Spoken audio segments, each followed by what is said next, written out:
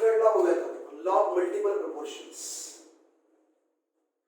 Last time जो आपण law बघितला होता, दोज आर कसे लॉज बघितले ते, laws of conservation of mass. That means during chemical reaction और during chemical combination mass can neither be created nor destroyed. Just chemical reaction होते, for a complete reaction total mass of the reactants before reaction is equal to total mass of the products after reaction. And if reaction is incomplete reaction, then in that case total mass of the reactants before reaction is equal to total mass of the products after reaction plus mass of excess reactant remain unreacted at the end of reaction. ते last lecture मध्ये तुम्ही बघून घ्या. आणि मग अजून एक law बघितला आपण, लॉ फिक्स प्रपोर्शन. तो होता लॉ ऑफ डेफिनेट प्रपोर्शन किंवा लॉ ऑफ फिक्स प्रपोर्शन किंवा त्याला म्हणतो लॉ ऑफ डेफिनेट कंपोजिशन और लॉ ऑफ फिक्स कंपोजिशन. त्याच्यामध्ये आम्ही म्हणलं any pure compound always contains same elements. Any pure compound always contains same elements by definite proportion irrespective of their method of preparation or source. की कुठला पण pure compound घेतला तर त्याच्यामध्ये आम्हाला नेहमी तेच एलिमेंट्स मिळतात and by same proportion by mass, म्हणजे पर्सेंटेज कंपोजिशन. की वॉटर आम्ही घेतलं, water will always contain 11.11% by mass of hydrogen, 88.88% by mass of oxygen. हे पर्सेंटेज फिक्स, त्याला आपण म्हणतो law fix proportion. Law fix means definite, law of definite proportion. हे बघा पहिला जो लॉ होता आपला, पहिला law of conservation of mass. Total mass of the reactants before reaction is equal to total mass of the products after reaction. ह्याच्यावरून बाळा Dalton's law मध्ये लास्ट स्टेटमेंट होतं, डाल्टन्स थेरी मध्ये, डाल्टन्स ॲटॉमिक थेरी मध्ये fourth point काय होता, last point, during chemical reaction atoms are neither created nor destroyed. Atoms are undergoing rearrangement process. कि ज्यावेळेस केमिकल रिएक्शन होते, atoms are neither created nor destroyed. atoms left साइडला आणि right साइडला balance करतो आपण का, तर डाल्टन्स ॲटॉमिक थेरी मध्ये फोर्थ पॉइंट आपण काय म्हणला की during chemical reaction atoms are neither created nor destroyed. हे डाल्टननी का लिहिलं, तर पहिला लॉ वरून, लॉ कन्झर्वेशन ऑफ मास, की mass is neither created nor destroyed. आणि मास कुणाला आहे, ॲटमला आहे. मग दोन्ही साइडला आपण जर ॲटमच बॅलन्स केले नाही, ॲटम्स गडपच केले किंवा एक्स्ट्रा ॲटम आणून लावले, तर दोन्हीकडे मास काय राहणार नाही, कॉन्झर्व राहणार नाही. म्हणून बाळा डाल्टन्स ॲटॉमिक थेरी मध्ये फोर्थ पॉइंट मध्ये डाल्टन म्हणतो की during chemical reaction atoms are neither created nor destroyed.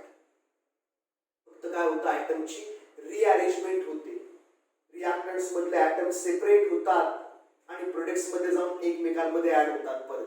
पण नंबर ऑफ ॲटम्स दोन्ही साइडला काय राहतात, सेम. का, तर दोन्ही साइडला आपण मास काय करतो, बॅलन्स. ज्यावेळेस आम्ही केमिकल रिएक्शन काय करतो, बॅलन्स. म्हणून आम्ही दोन्ही साइडला नंबर ऑफ ॲटम्स पण काय करतो, बॅलन्स. ते ऍप्लिकेशन आहेत लॉचे. आणि लॉ फिक्स प्रपोर्शनचं ऍप्लिकेशन काय, केमिकल सिम्बॉल्स.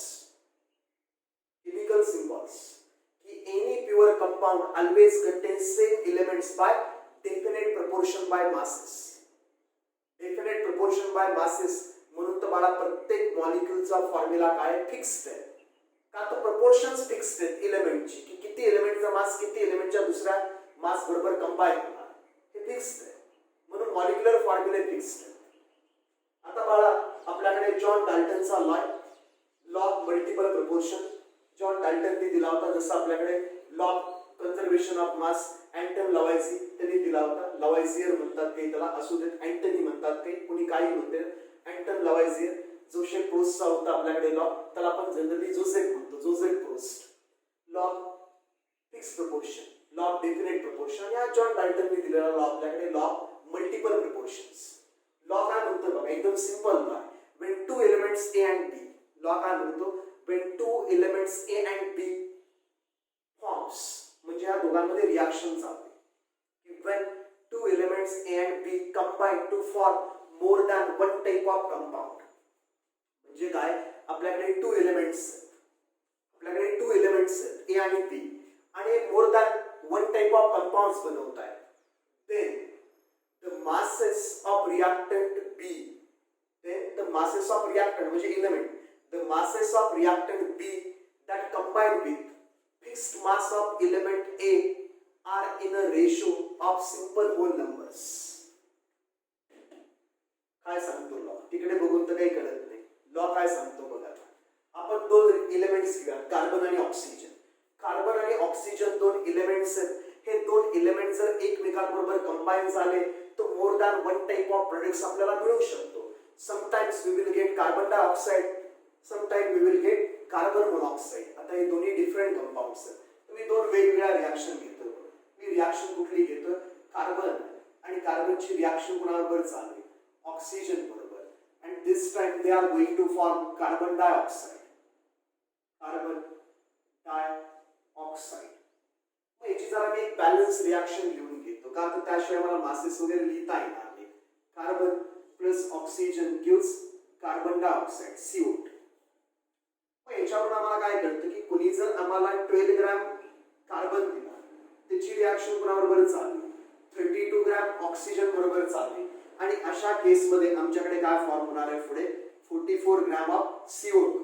ह्या दोघांचे ऍडिशन करून नाही दिलं बाळांनी, आधी रिॲक्शन बॅलन्स केली आणि आता 1 मोल CO2 चा मास लिहिलंय 44 ग्रॅम, पास झाले.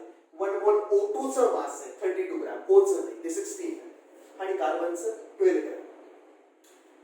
आता बघ बाळा, हे जे पहिली इन्फॉर्मेशन आहे, एवढी रिॲक्शन, याच्यावरून आम्हाला काय कळतं? याच्यावरून आम्हाला काय कळतं? याच्यावरून आम्हाला कळतं 32 gram of oxygen, total 32 gram आहे ना, 32 gram of oxygen combines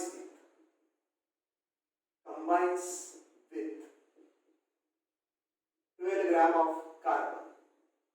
32 gram of oxygen combines with 12 gram of carbon. ते कळलं.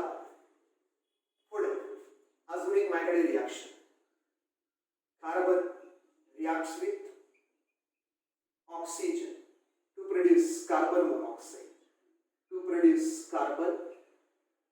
monoxide. आता आपण रिॲक्शन द्यायची बॅलन्स, की आमच्याकडे कार्बन आहे, त्याची रिॲक्शन कोणाबरोबर चालू आहे? O2 बरोबर. आणि आमच्याकडे काय प्रोड्यूस होणार आहे? Carbon monoxide. रिॲक्शन बॅलन्स करायची, twice oxygen twice carbon monoxide. तर इकडे काय करावं लागेल? Twice carbon. आता बाळा 1 मोल कार्बनचं आपल्याला माहिती आहे, 1 मोल कार्बनचं मास किती असतं? 12 ग्रॅम. 1 मोलचं 12 ग्रॅम, तर 2 मोलचं किती बाळा? 24 ग्रॅम. इथे आम्हाला काय कळलं? 24 gram carbon reacts with O2, 16 into 2, 32 gram of oxygen to give 2 moles of carbon monoxide. Carbon मोनॉक्साईडच्या एका मोलचं मास किती? 12 + 16. कर लवकर. 12 + 16 बाळा, 12 + 16 28. 28 into 2 56. हा पुढे किती बनलाय? 56 ग्रॅम. हे लॉग कॉन्झर्वेशन आहे. आता 24 + 32 56. का तर दोन्ही साईडला सगळं बॅलन्स केले. आपण आता वेगळा लॉ बघतो. तर ह्या लॉ मध्ये काय कळतंय ते बघा. आता मला काय कळलं? 32 ग्रॅम ऑफ ऑक्सिजन वरती 32 ग्रॅम ऑक्सिजन 12 ग्रॅम कार्बन बरोबर रिॲक्ट करत होता.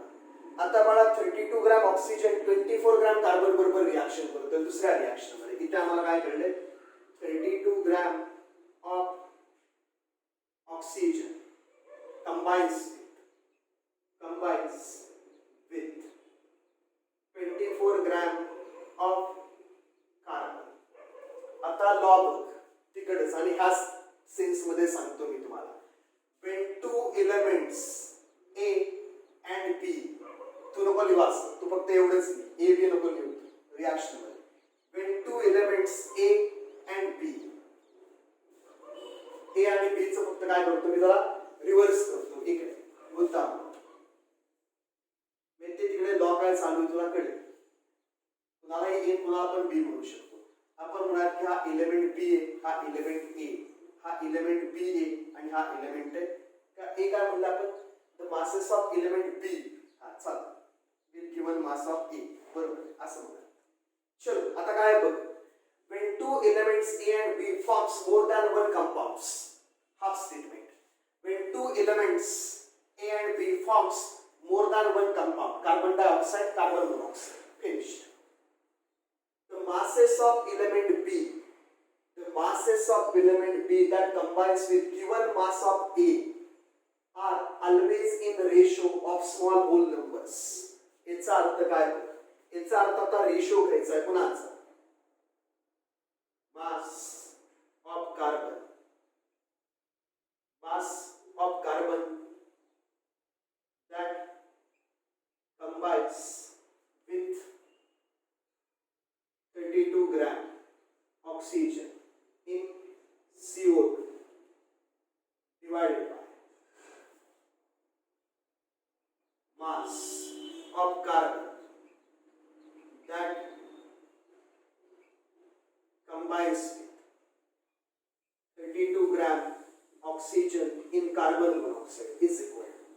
हा रेशो आला पाहिजे सिंपल होल नंबर रेशो. काय म्हणलं बघ, the masses of element B that combines with given mass of A. Given म्हणजे बाळा फिक्स्ड मास ऑफ ए. आता काय बघ इकडे की कार्बन कार्बन ऑक्सिजन ऑक्सिजन दोन एलिमेंट्स आहेत ए आणि बी, आणि ते काय बनवतात CO2 CO, more than one type of compound. Then masses of element that combines with fixed mass of another reactant. आता बघ इकडे ऑक्सिजन 32 ग्रॅम, इकडे ऑक्सिजन 32 ग्रॅम, इकडे दोन्हीकडे मास सेम आहे 32 32. आता हे मास काय फिक्स मास आहे म्हणजे हा ए, ह्याच्या 32 ग्रॅम बरोबर रिॲक्ट करायला कार्बन किती लागतो 12 ग्रॅम. ह्याच्या 32 ग्रॅम बरोबर रिॲक्ट करायला कार्बन किती लागतो 24 ग्रॅम वेगवेगळ्या कंपाउंड. म्हणून तर बाळा दोघांचे फॉर्म्युले पण काय different, law of definite composition. इथे बाळा फॉर्म्युले डिफरंट आहेत का ते इकडे पर्सेंटेज कंपोजिशन डिफरंट आहे. इथे 32 ग्रॅम ऑक्सिजन साठी हा 12 ग्रॅम लागतो, इथे 32 ग्रॅम सेम ऑक्सिजन साठी हा 24 ग्रॅम लागतो. आता लॉ आम्हाला म्हणतोय बाळा की ह्या फिक्स मास ऑफ ए ह्याच्या बरोबर जे मासेस रिॲक्ट करतात बी चे, masses of element B that combines with fixed mass of A are in a simple whole number ratio. आता यांचा रेशो घ्या बरं. पहिल्या ठिकाणी काय आलं आमच्याकडे 12 डिवाइडेड बाय 24 म्हणजे काय आलं 1/2. 1/2 म्हणजे रेशो काय आला 1:2. मला सांगायचंय बाळा की कधी पण रिॲक्शन होताना, कधी पण कंबाईन होताना फ्रॅक्शन मध्ये ऍटम्स किंवा मॉलिक्युल्स कंबाईन होत नाही. फ्रॅक्शन मध्ये they do so in a simple whole number ratio. They do so in a simple whole number ratio. म्हणून डाल्टन्स atomic theory मध्ये पॉइंट नंबर 3 आहे, compound is formed when atoms of different elements, compound is formed when atoms of different elements combine in a simple whole number ratio. Experimentally कळलं की बाळा कधी पण carbon आणि oxygen combine होणार आहे. कधी पण कार्बन ऑक्सिजन कंबाईन होते.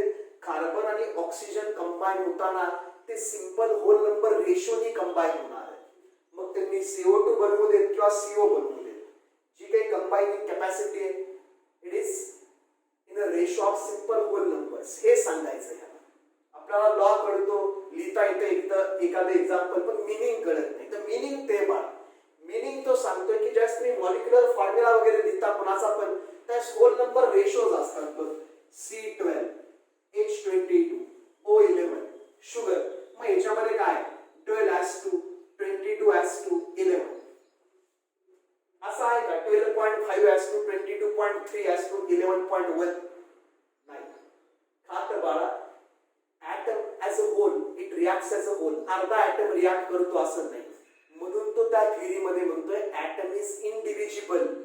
ऍटम जर डिव्हिजिबल असता, ऍटम जर आपण हाफ केला असता तर असंही म्हणलं असतं की 12.5 कार्बन 22.3 हायड्रोजन बरोबर रिॲक्शन करतात, म्हणजे हायड्रोजन पण थोडा कट केला नाही. Atom as a whole unit act होतंय, ते कंबाईन होताना as a whole atom combine होतोय कुणाबरोबर. म्हणून कंबायनिंग कॅपॅसिटी जी आहे ती कशी 1:2 2:3 12:11 15:16 17:18. कंबायनिंग कॅपॅसिटी जी आहे ती कशामध्ये होल नंबर्स मध्ये, फ्रॅक्शन मध्ये नाही. 1.3:2.8 तशी नाही. हे जाऊ दे, लॉ लक्षात की when two different elements combines to form more than one type of compounds, then masses of element that combines with fixed mass of another element are always in a ratio of small whole numbers. मग हे झालं बाळा carbon आणि oxygen बरोबर. हेच होणार आहे nitrogen oxygen बरोबर. हेच होणार आहे सल्फर ऑक्सिजन बरोबर with different type of compounds. एखादं सल्फरचं घेऊयात एक्झाम्पल. बघा हेच येतं, दुसरं काही येत नाही. सल्फरचं एक्झाम्पल दाखवतो. Sulphur dioxide, sulphur trioxide.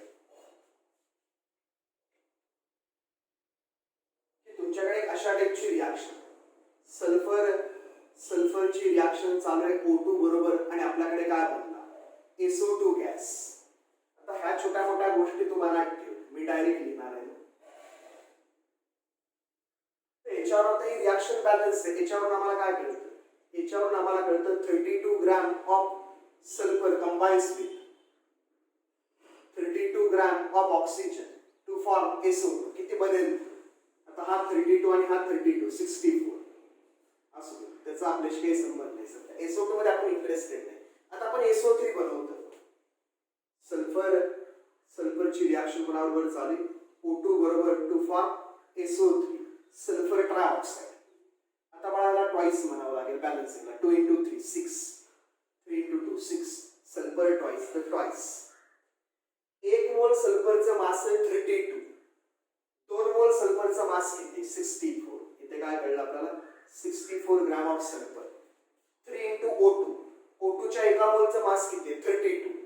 O2 म्हणजे 16 × 2 32. 32 × 3 32 × 3 3 × 2 6 96. तर आपण म्हणणार 96 ग्रॅम. आणि इकडे SO3 बनला. सल्फरच्या एका मोलचा मास माहिती आहे 32.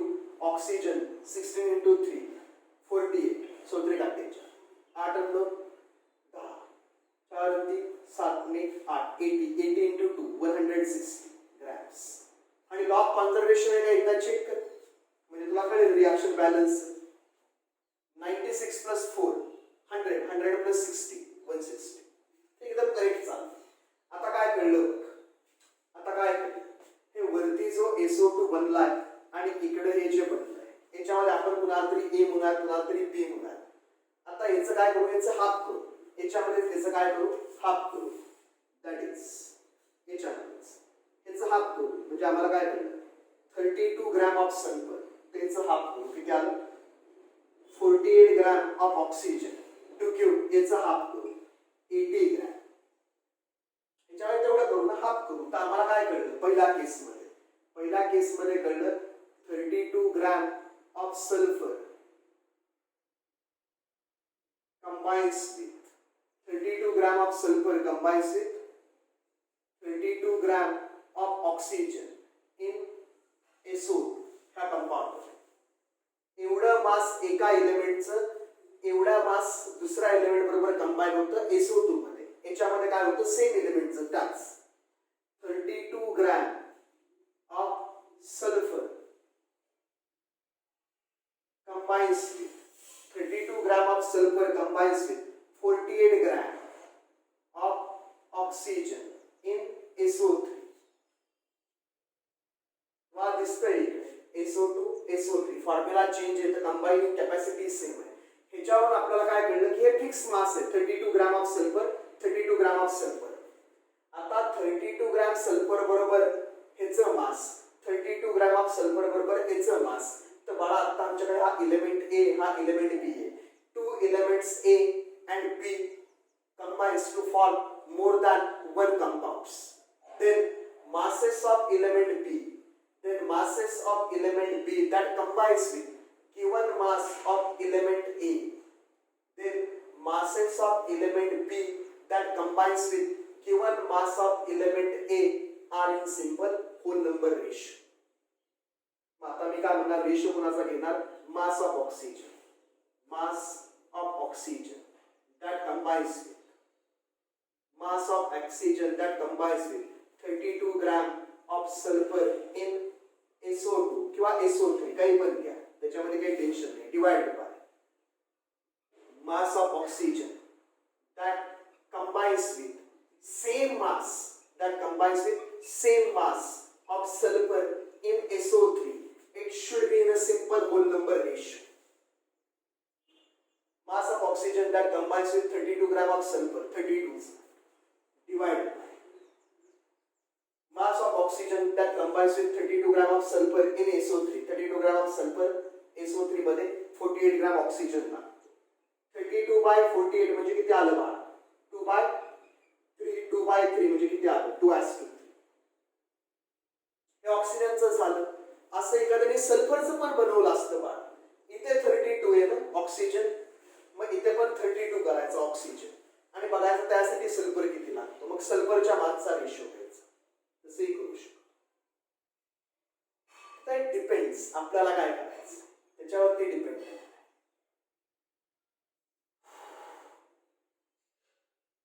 ते असं काढायचं. एक्झॅक्टली सिमिलर तुम्ही नायट्रोजनचं करू शकता.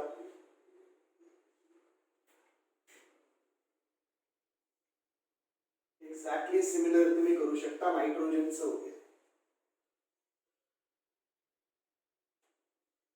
एवढं काही भारी वगैरे लॉय असं काही नाही. नायट्रोजनचं करू शकतो. N2 gas reacts with O2 gas to give nitric oxide, twice NO gas, nitric oxide. 14 into 2, 28 grams. 16 into 2, 32 grams. आता बाळा हा नायट्रोजन 14, ऑक्सिजन 16. किती आले? 30. 30 into 2, 60 grams. आणि दिसतंच आहे लॉ ऑफ कन्झर्वेशन. माहित असा म्हणून सांगतो. तेव्हा इथे काय असेल ते कळलं आम्हाला. इथून काय मिळेल ते बघू काय मिळतंय. आणि अजून असे येऊ शकतं. N2 gas reacts with O2 gas. आता इकडे मी लिहितो half O2 gas, half mole O2 gas to give N2 nitrous oxide gas. Nitrous oxide gas असे येऊ शकतं. नायट्रस ऑक्साइड म्हणतात किंवा 2 ने मल्टिप्लाय करा. एखादा जर असं किती हाफ, सर हाफ काय? हाफ मोल आहे बघा. हाफ ऍटम, हाफ मॉलिक्यूल नाही. हे काय? 1 मोल, हाफ मोल, 1 मोल. हे सांगितलंय तुला. त्यात एखादा सर हाफ लिहिलं की हाफ मॉलिक्यूल रिॲक्ट झाला. हाफ मॉलिक्यूल कसं काढायचं? हाफ कटिंग आहे तू कटिंग. 2 फुल 1 कटिंग. सर बाळा N2 चा जर 1 मोल घेतला तर मास किती? 14 into 2, 28 ग्रॅम. तर दोन्हीकडे मास आता हे सेम झालं. 28. आपलं फाऊल दॅट कंबाइन्स विथ. आता एक गिवन मास ऑफ एलिमेंट ए त्याच्याबरोबर बी किती कंबाईन होते? 32. याच्यामध्ये किती कंबाईन होते? 16. एका मोलचं मास किती? 32. एका मोलचं मास किती? 16 into 2 बघ 32. हाफ मोलचं किती? 16 gram oxygen to give N2 14 into 2, 28 plus 16 किती आलं? 44 ग्रॅम. 28 plus 16 44. हे सगळं बरोबर चाललं. तर ह्या दोघांचा रेशो घ्यायचा.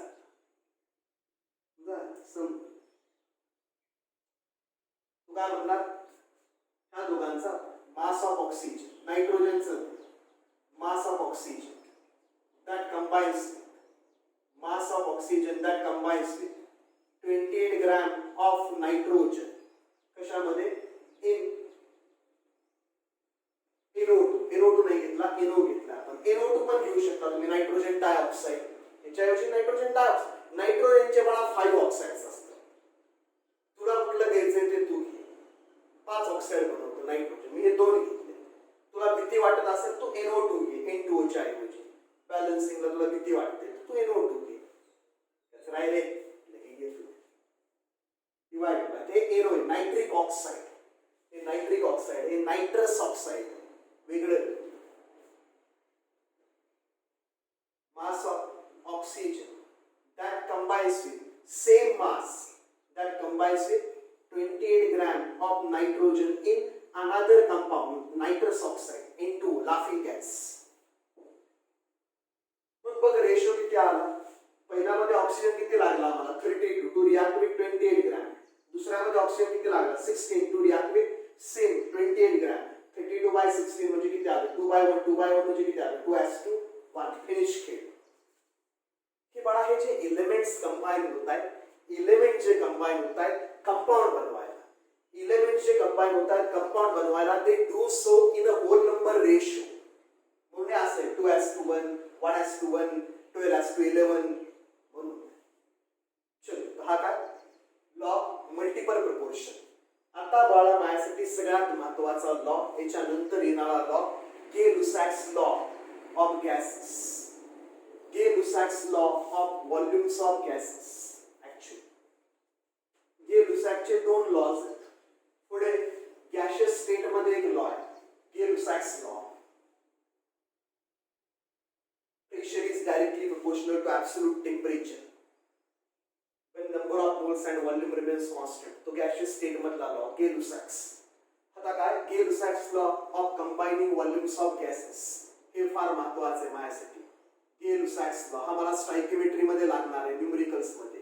गे-लुसॅक्स law. Gay-Lussac's law of combining volumes of gases. तर मला सगळ्यात महत्वाचं काय Gay-Lussac's law is applicable for gases. विषय संपला. काही पण हा लॉ काही असू दे, हा लॉ तुम्हाला ऍप्लिकेबल आहे. हा लॉ ऍप्लिकेबल आहे बाळा गॅशियस कंडिशनला. बाकी काही लॉ काय म्हणतोय ते बघा. पण इकडे स्टेटमेंट लिहिलं, इकडे स्टेटमेंट लिहिलं. स्टेटमेंट एकदम सिंपल आहे. व्हेन गॅसेस रिॲक्ट ऑर किंवा कंबाईन काही होऊ शकतात. व्हेन गॅसेस रिॲक्ट कंबाईन काही होऊ शकतात. When gases combine or are form. When gases react or are form in a chemical reaction,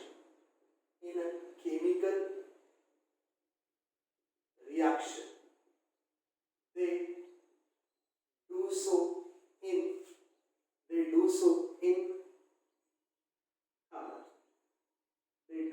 in simple ratio or small ratio. They do so in small किंवा तुम्ही simple ही म्हणू शकता. They do so in small or simple ratio by volumes. पुढचं फार महत्वाचं आहे. Provided all volumes are measured at same temperature and pressure. काय law बघ. When gases react or produced in a chemical reaction, when gases react or produced in a chemical reaction, they do so in simple whole number ratio by volumes. They do so in simple whole number ratio by volumes, provided all volumes are measured at same temperature and pressure. काही कळलं नाही आम्हाला माहिती आहे. Tension नका घेऊ. काही कळलं नाही तुम्हाला. तुम्ही आता फक्त काय लक्षात ठेवायचं, this गे-लुसॅक्स law is applicable. आधी तू स्टेटमेंट लिही सगळं.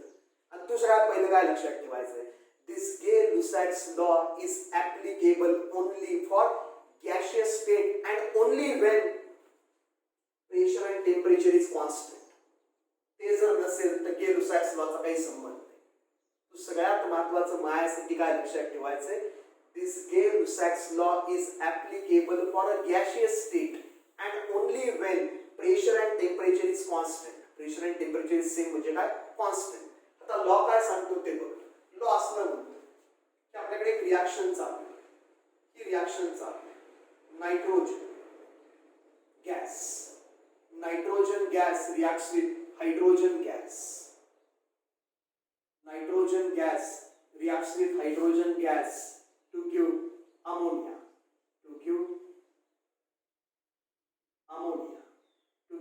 Ammonia gas. सगळं काय बाळा गॅस गॅस गॅस. ते फार महत्वाचं आहे. तर लॉ काय सांगतो, एक्सपेरिमेंटली गे-लुसॅक्स लॉ काय कळलं, यांनी ज्यावेळेस एक्सपेरिमेंट केला प्रेशर आणि टेम्परेचर कॉन्स्टंट ठेवून, त्यावेळेस त्यांना काय कळलं, त्यांना कळलं बाळा की कधी पण आम्ही नायट्रोजन घेतला आम्ही 1 लिटर किंवा 100 मिलीलिटर होणार, त्यांना काय कळलं की की कधी पण यांनी नायट्रोजन घेतला 100 मिलीलीटर्स, कधी पण रिएक्शन मध्ये नायट्रोजन घेतला 100 millilitre, it requires 300 millilitres. It requires 300 milliliters of hydrogen, and during that reaction 200 milliliters of ammonia is formed. Finish. बाकी काही नाही. तुम्हाला ह्या व्हॅल्यूज तर तुम्ही कुठून आणल्या? त्यांनी आणल्या, मी नाही. मला काय माहिती, मी थोडीच एक्सपेरिमेंट करणार आहे का, मी कधीच आहे. 18th सेंचुरी त्याच फॉर्म्युले पण नव्हते. नायट्रोजन हायड्रोजन अमोनियाचा फॉर्म्युला पण नव्हता की हे काय असते. N2 माहित नव्हतं त्यांना, हे H2 ते पण माहित नव्हतं, ते NH3 ते तर अजिबात माहित नव्हतं. इलेमेंटच माहित नव्हते नीट, ते कधी बघायचं. त्यांना ऍटम मॉलिक्युलच माहित नव्हतं. सध्या काय एक्सपेरिमेंट करून काय कळलं त्यांना की 100 ml of nitrogen will always require 300 ml of hydrogen for a complete reaction to produce 200 millilitres of ammonia. मग रेशो काय आला व्हॉल्यूमचा? रेशो ऑफ व्हॉल्यूम्स कोणाचे? N2 चे, H2 चे आणि अमोनियाचे. रेशो काय आला व्हॉल्यूमचा? 100:300:200. म्हणजे रेशो काय आला? 1:3:2. कसला रेशो आला? Small simple whole number ratio. Finish. झालं. लिहून टाक एक्झाम्पल. काही असतं किंवा त्यांना कळतं बाबा हा जर घेतला 220 लिटर्स, त्यांनी जर नायट्रोजन घेतला असता 20 लिटर्स तर त्यांना हा किती लागतो हायड्रोजन? 60 लिटर्स. आणि हा जर 20 घेतला असेल तर अमोनिया किती प्रोड्यूस होतो? 40 लिटर्स. मग रेशो बघ काय आला? Ratio of volumes, ratio of volumes कुणाचे? N2 H2 आणि NH3 ची व्हॉल्यूमचा रेशो. हा जर 20 लिटर घेतला तर हा किती लागला त्यांना? 60 लिटर. आणि हा जर 60 लिटर 20 लिटर मध्ये रेशो रिएक्शन झाली तर हा किती प्रोड्यूस झाला? 40 लिटर्स. 0 0 0 कॅन्सल सगळीकडे. 2:6:4. 2 ने डिवाइड कर सगळ्यांना. 1:3:2. तिथे पण तेच लागले 1:3:2. लिहून टाक.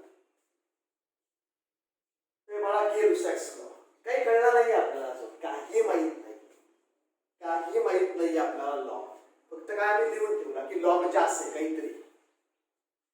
आता सांगतोय असं काहीतरी काय लॉ काय की when gases react together or produced in a chemical reaction, when gases react together or produced in a chemical reaction, the volumes of all gaseous reactants and products, the volumes of all gaseous reactants and products bear a simple whole number ratio provided all volumes are measured at same temperature and pressure.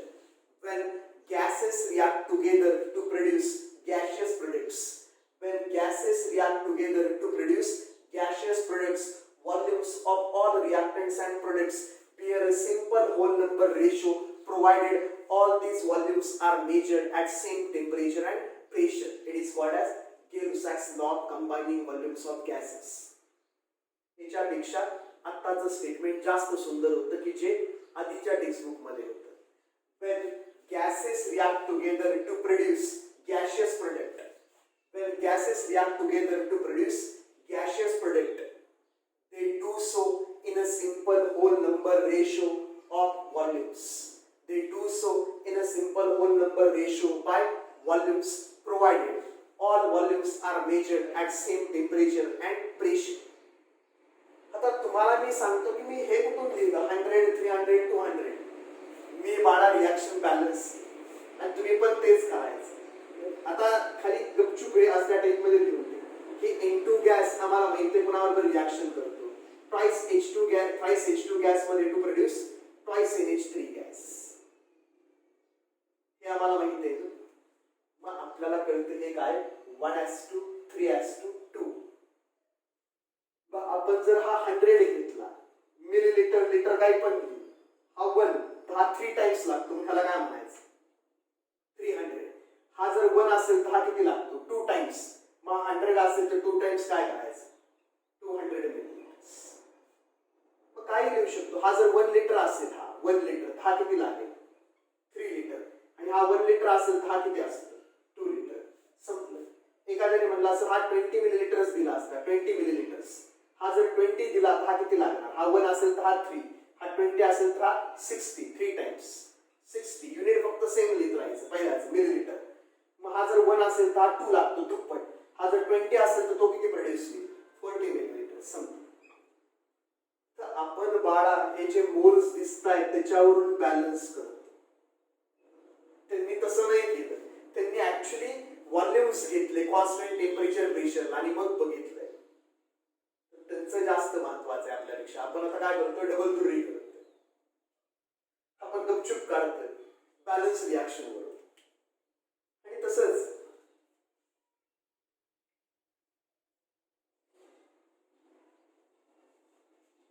आपण आता काय करतोय moles वरून काढतो, आणि moles वरून काय येतंय ते पण मी तुला सांगतो लगेच.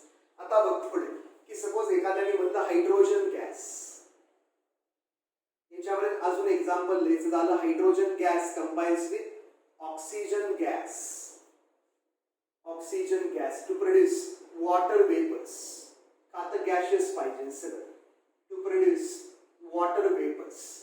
मग आपण आतल्यात रिॲक्शन बॅलन्स करायची, मी इथंच करणार आहे. आपल्याला काय माहितीये H2 gas plus O2 gas produces H2O gas.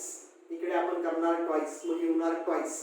मग आपल्याला हे कळलं बाळा, हे जर ट्वाइस असेल तर हे किती लागतं फक्त 1, आणि हे किती लागतं ट्वाइस. आता हे आपण दाखवायचं नाही, आपण मनाने म्हणायचं की हायड्रोजन जर असता 200 लिटर्स, हायड्रोजन जर असता 200 लिटर्स तर ऑक्सिजन किती असता 100 लिटर्स. हाच.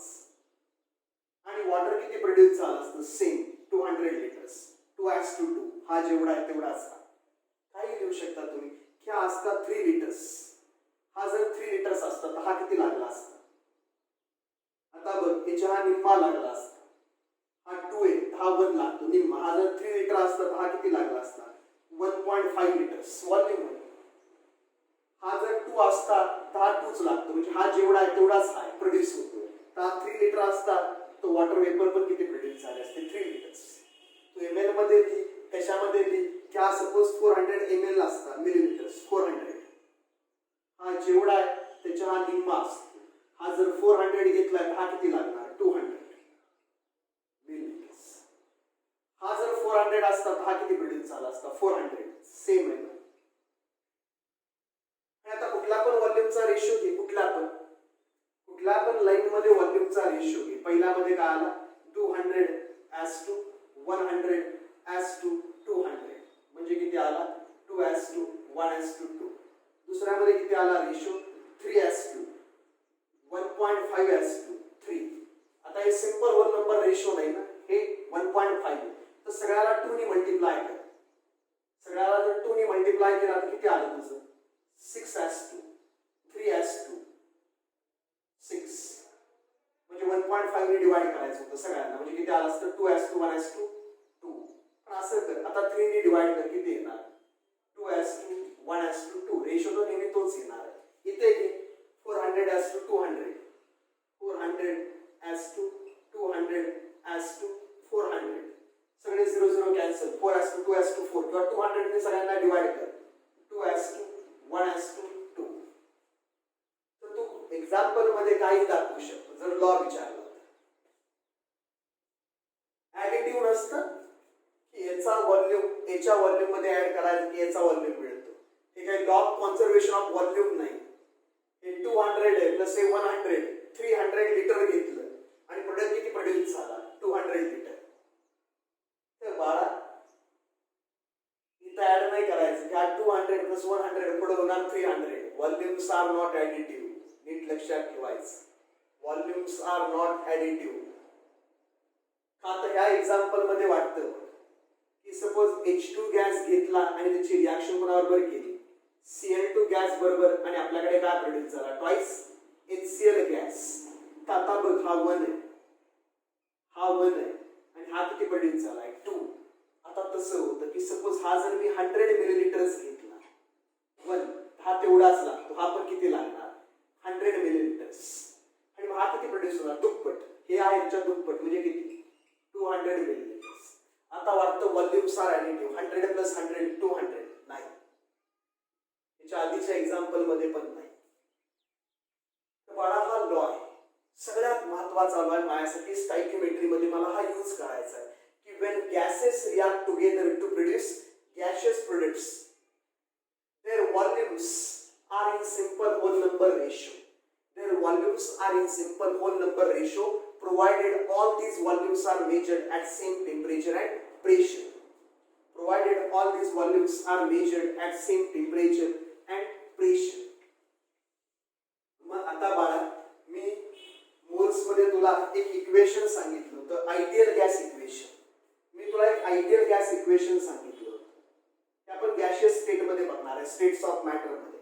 आयडियल गॅस इक्वेशन तिकडे आपण हे इक्वेशन प्रूव्ह वगैरे करणार आहे. PV is equal to NRT. PV is equal to NRT. याच्यावरून मला काय कळतंय PV is equal to NRT. हे P म्हणजे काय P म्हणजे बाळा प्रेशर. T म्हणजे काय T is absolute temperature. Absolute temperature म्हणजे वेगळं काही नाही बाळा केल्विन मध्ये मेजर केलेलं टेम्परेचर डिग्री सेल्सिअस मध्ये नको. V म्हणजे काय माझ्याकडे volume of gas. Volume of gas आणि N म्हणजे काय moles of gas. Moles of gas आणि R कोण आहे R is constant. R is constant. मग आता एक रिॲक्शन घेतो बघ मी इकडे एक रिॲक्शन घेतो.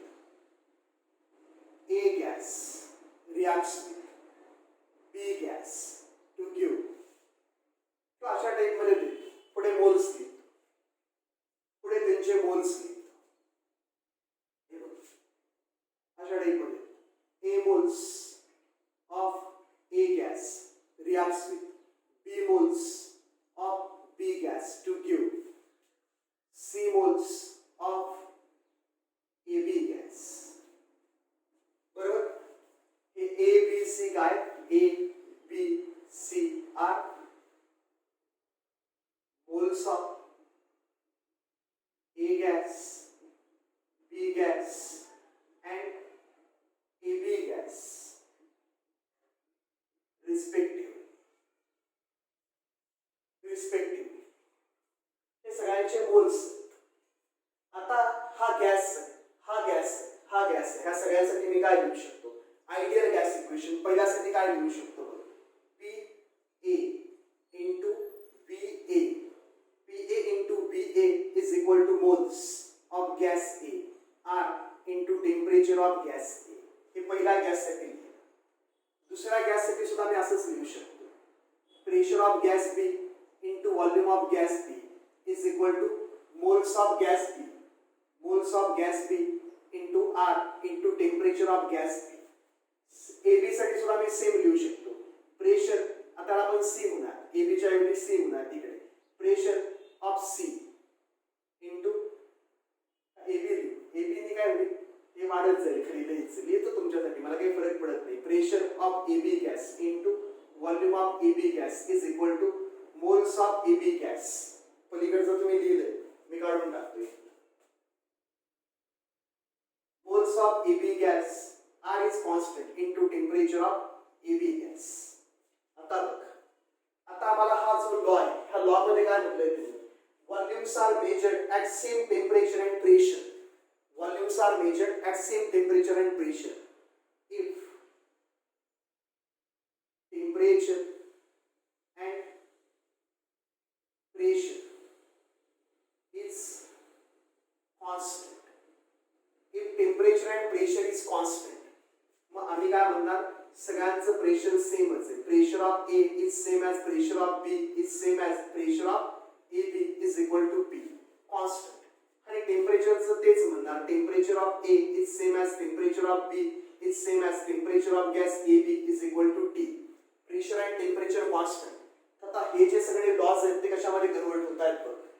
हा जो पहिला आहे त्याला आपण काय म्हणणार P into VA is equal to NA into RT. Gas A साठी. गॅस B साठी तू काय म्हणणार आहे PB गेलं जातं नुसतं P का तर प्रेशर सेमच आहे सगळ्यांचं. Volume P is equal to moles of B R into T. आणि finally is pressure of A B म्हणजे H into volume of A B is equal to moles of A B into R into T. तर सगळ्यांच्या व्हॉल्यूमचा formula लिहितो मी याच्यावर. Volume of A is equal to moles of A R into T divided by pressure. Pressure आणि temperature सगळ्यांचं same आहे म्हणून त्याचे सबस्टिट्यूट काढले. इकडे volume of B is equal to moles of B R into T divided by हा pressure. आणि इकडे volume of gas A B is equal to moles of A B R into T divided by हा pressure. तर हे सगळ्यांचं pressure आहे बघा. हे सॉरी सगळ्यांचे volumes. Volume of gas A, volume of gas B, volume of gas A B at same temperature and pressure. मी त्या लॉ कडे चाललोय मी युजिंग आयडियल गॅस इक्वेशन. आता मला सगळ्यांच्या व्हॉल्यूमचा रेशो घे. मग काय व्हॉल्यूमचा रेशो घेऊया. B A as to B B as to B C. B सीच्या ऐवजी आपण काय म्हणले A B. A B gas produce झाला. तर सगळ्यांच्या व्हॉल्यूमचा रेशो काय आला N A into R T divided by B as to N B into R T divided by B as to moles of A B into R T divided by B. आता ratio म्हणजे actually division आहे रे बाळा. Ratio म्हणजे division आहे आणि division मध्ये common जे आहे ते काय होणार आहे एकमेकांना कॅन्सल. आर टी बाय बी, आर टी बाय बी, आर टी बाय बी काय होणार कॅन्सल. आणि जो व्हॉल्यूमचा रेशो आला तो काय आला moles of A as to moles of B as to moles of A B. जो व्हॉल्यूमचा रेशो होता B A as to B B as to B A B is equal to moles of A as to moles of B as to moles of AB at same temperature and pressure. At same म्हणजे constant temperature and pressure. मग काय झालं मग मला मी तेच करत होतो की मोलचा रेशो घेत होतो आणि त्यालाच कोणाचा रेशो दाखवायचा तुम्हाला व्हॉल्यूमचा. मी मला तेच ते करत होतो ना एक्झाम्पल मध्ये. तुम्ही म्हणाल की एक्झाम्पल मध्ये मी व्हॉल्यूम कुठून आणले 200 300 तर मी हे करत होतो बाळा. मी एक एक्झाम्पल घेत होतो कुठलं मगाशी आपण लिहिलेलं की N2 1 मोल कुणाचे गॅसचे प्लस थ्राइस मोल कुणाचे H2 गॅसचे gives twice moles of NH3 gas. Reaction balance केली बघ. आणि मोलचा रेशो काय आला पुढचे मोल्स आहेत ना आपल्याला माहित आहे. मोलचा रेशो काय आला N2 as to H2 as to NH3. मोलचा रेशो आला 1:3:2. जो मोलचा रेशो 1:3:2 तोच कुणाचा असतो व्हॉल्यूमचा. म्हणून मी आता याला व्हॉल्यूम म्हणायला सुरुवात केली की 1 litre reacts with 3 litre to produce 2 litre किंवा 100 millilitre reacts with 300 millilitre to produce 200 millilitres. किंवा हे नको असेल तर 300 millilitres react with 900 milliliters to give 600 milliliters. हे असंच ठेवायचं 1:3:2. हा जर 1 असेल तर 3 टाइम्स, हा जर 1 असेल तर 2 टाइम्स. तुम्ही हे करत होतो बाळा. का त्या दोघांचा रेशो काय असतो सी. हे ह्यांना नव्हतं माहित ते नंतरच पण आपण प्रूव्ह केलं की ह्यांनी जे एक्सपेरिमेंटली फाइंड आउट केलंय इट इज करेक्ट की व्हॉल्यूमचा जो रेशो असतो तोच कुणाचा रेशो असतो मोल्सचा. त्यांचं जे काही एक्सपेरिमेंटल मिळालं आहे ना की एक्सपेरिमेंट करून यांनी व्हॉल्यूमचा रेशो काढला आणि व्हॉल्यूमचा रेशो यांचा काय येतो सिंपल होल नंबर रेशो. व्हॉल्यूमचा रेशो यांचा येतो सिंपल होल नंबर रेशो. त्याला काय म्हणायचं Gay-Lussac's law of combining volumes of gases.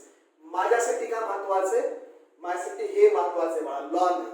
Law गेला संपला आणि हा जर सिलेबस मधून काढून टाकला हे कळेल स्टायकियोमेट्री वरचे प्रॉब्लेम येतील का. म्हणजे इतकं थर्ड क्लास आहे आपलं एज्युकेशन. इतकं थर्ड क्लास लो लेवलचं अतिशय घाणेरडं.